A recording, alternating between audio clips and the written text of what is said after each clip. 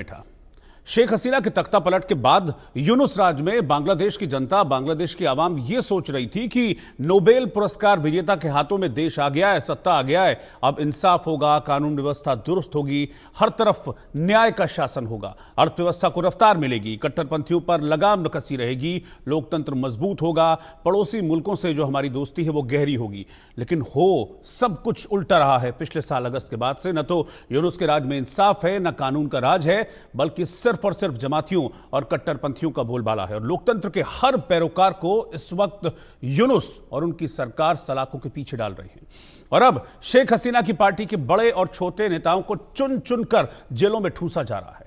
शेख हसीना का खौफ ऐसा है कि चुनाव कराने से यूनुस कतरा रहे हैं और टाल मटोल कर रहे हैं। इसीलिए हसीना की पार्टी के नेताओं पर अब नए नए मुकदमे दर्ज किए जा रहे हैं।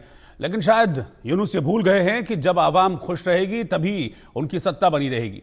डराने और धमकाने का राज बहुत दिनों तक नहीं चल पाता है। फिलहाल बांग्लादेश में अवामी लीग के खिलाफ चल रही जो दमनात्मक कार्रवाई है, उसके तहत अवामी लीग पार्टी के कई नेताओं को मोहम्मद यूनुस के नेतृत्व वाली अंतरिम सरकार से सवाल करने के लिए अब पुलिस रिमांड पर भेज दिया गया है। चुन चुनकर एक एक नेता जिन्हें अब बांग्लादेश में जेलों में ठूंसा जा रहा है। और खास बात यह है कि सारे के सारे ये वो नेता हैं जो कि आवामी लीग की आवाज के तौर पर बांग्लादेश में हैं और लगातार आवामी लीग को मजबूत करने की कोशिश कर रहे हैं, क्योंकि आवामी लीग की जो सबसे मजबूत आवाज है वो शेख हसीना है। वो देश में है नहीं, वो देश के बाहर हैं। तो जो बाकी नेता हैं, जिसमें पूर्व सांसद हैं, कई बड़े नेता हैं, वो लगातार बांग्लादेश में आवामी लीग की आवाज और उसका जो वोट बैंक है उसको मजबूत करने की कोशिश कर रहे थे, क्योंकि चुनाव भी अब नजदीक आ रहे हैं। और यही बात मोहम्मद यूनुस को पसंद नहीं आई, उनके कट्टरपंथी जमातियों को रास नहीं आई। तो फिर अब शुरू हो गया है दमन चक्र। तो इस समय बांग्लादेश में दमन चक्र चल रहा है और उस दमन चक्र का सबसे ज्यादा असर हो रहा है शेख हसीना की पार्टी अवामी लीग और उनसे जुड़े नेताओं पर। इसी से जुड़ी इस वक्त की ब्रेकिंग न्यूज है और बड़ी खबर यह है कि यूनुस राज में बांग्लादेश में इस वक्त सियासी अस्थिरता का माहौल है। बांग्लादेश में बुरे दौर से शेख हसीना की पार्टी गुजर रही है और अवामी लीग पर अब लगातार बड़े सैंक्शंस और एक्शंस लिए जा रहे हैं। यूनुस सरकार का शिकंजा अवामी लीग पर कस गया है और अवामी लीग के अध्यक्ष जफर आलम को गिरफ्तार कर लिया गया है। 18 दिनों की रिमांड पर जफर आलम को भेज दिया गया है। इसके अलावा मैं आपको बता दूं कि 7 अलग अलग मामले हैं जिन पर जफर आलम पर शिकंजा कसा गया है। पूर्व कानून मंत्री अनिसुल हक पर भी यूनुस की सरकार ने शिकंजा कसा है। पूर्व कानून मंत्री अनिसुल हक की रिमांड अब 5 दिन की रिमांड पर उन्हें भी भेजा गया है।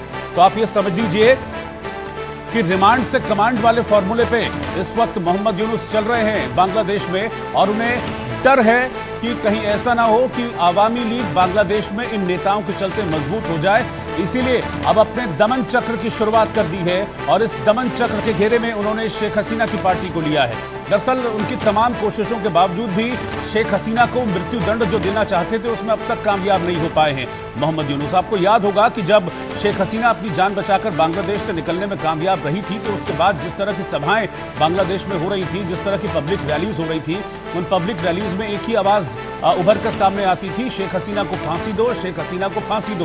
तो इससे सीधा सीधा एजेंडा बांग्लादेश सरकार का मोहम्मद यूनुस का क्लियर हो रहा था कि उनका एक सूत्रीय एजेंडा यह है कि किसी भी तरीके से शेख हसीना को मृत्युदंड दे दिया जाए। इसके लिए उन्होंने तमाम स्तर पर कोशिश की, कामयाब नहीं हो पाए। तो अब शेख हसीना की पार्टी के जो नेता हैं बांग्लादेश में, आवामी लीग के नेता हैं, उन्हें लगातार निशाना बनाया जा रहा है और पकड़ पकड़ कर जेलों में ठूंसा जा रहा है। मेरे साथ 2 खास मेहमान इस वक्त जुड़े हैं। शोएब चौधरी वरिष्ठ पत्रकार हैं बांग्लादेश से, वो साथ में जुड़े हैं, और lieutenant colonel retired Himanshi Singh defence expert. आप दोनों का बहुत बहुत स्वागत है इस चर्चा में। शोएब भाई, ये अब चुनावी खेल शुरू हो गया है मोहम्मद यूनुस का, क्योंकि चुनाव का ऐलान तो बहुत दबाव, बहुत प्रेशर के बाद उन्हें करना पड़ा। बड़े बुझे दिल से, बड़े भारी मन से चुनाव का ऐलान उन्होंने किया था कि हम 2026 में मार्च में अप्रैल में कहीं चुनाव कराएंगे। मजबूरी हो गई थी, बहुत ज्यादा प्रेशर हो गया था। लेकिन अब उनकी कोशिश यह है कि चुनाव से पहले पार्टियों को तोड़ दिया जाए, इतना तोड़ दिया जाए कि वो अपने पैरों पर खड़े होकर वोट मांगने भी ना जा सकें। और इसी दमन चक्र के तहत अब उनका सबसे पहला शिकार आवामी लीग ही है। शेख हसीना को तो तोड़ नहीं पाए, अब उनके लोगों को तोड़ने की कोशिश कर रहे हैं, जेलों में ठूंस रहे हैं। बहुत बहुत धन्यवाद रोहित भाई। नमस्कार। नमस्कार भाई। देखिए, यूनुस जब लंदन से वापस आए, लंदन में इनकी जो खुफिया मुलाकात मीटिंग हुआ बांग्लादेश नेशनलिस्ट पार्टी की तारिक रहमान के साथ, और उस मीटिंग में मैंने आपके ही शो में पहले बताया था कि यूनुस ने तारक रहमान को $5 बिलियन की रिश्वत देगा और दे दी। अभी ये दोनों मिलके, तारक रहमान, पीएनपी, जमात इस्लामी, यूनुस सब मिलके बांग्लादेश में कभी भी चुनाव की अरेंजमेंट करेगा नहीं है। कि लंदन में ये डिसीजन हो गया कि बहुत ही जल्द यूनुस एक इसको कहते हैं नेशनल गवर्नमेंट करेगा, उसके प्रेसिडेंट यूनुस होगा, तारक रहमान प्राइम मिनिस्टर होंगे, जमात इस्लामी की शफीकुर रहमान वाइस प्रेसिडेंट हो गया। ये सब मिलजुल के बांग्लादेश को लूटेगा। सो इसके सामने अभी सबसे एक ही दुश्मन है, दो दुश्मन है। एक है अवामी लीग, दूसरे है पत्रकार। आप जैसे कह रहे हैं कि अवामी लीग के ऊपर अत्याचार बहुत ही इंटेंसिफाइड हो गया पिछले 3 दिन में।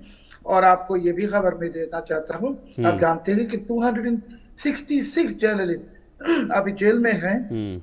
और कल परसों से ही बांग्लादेश की जो सोशल मीडिया में जितने लोग आवाज उठाते हैं सोशल मीडिया में, इन लोगों को गिरफ्तार करके ये सीक्रेट डिटेंशन में ले जा रहे, अनाउंसमेंट में दे रहे कि इसको अरेस्ट हुआ।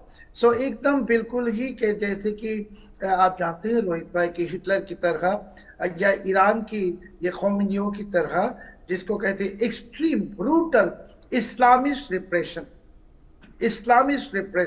हिटलर के थे, ये दूसरे की नाजी रिप्रेशन। और जो ईरान में आप देखते हैं, पाकिस्तान में देखते हैं, ये है इस्लामिस्ट रिप्रेशन, या तुर्की में देखते हैं। बांग्लादेश में अभी एकदम ही बिल्कुल ही ब्रूटल इस्लामिस्ट रिप्रेशन शुरू हो गई, यूनुस शुरू कर दी है।